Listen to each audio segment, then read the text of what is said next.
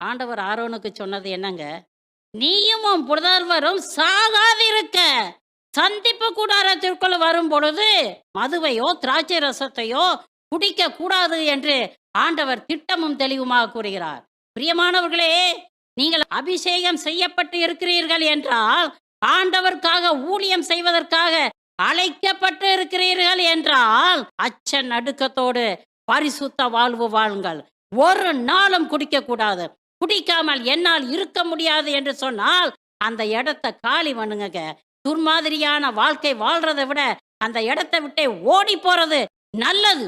பாவம் செய்யறதை விட மடிந்து போறதே நல்லது.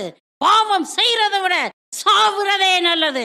துர்மாதிரியான வாழ்க்கை வாழ்பவர்களே, இறை ஊழியர்களே, மனமாறுங்கள்.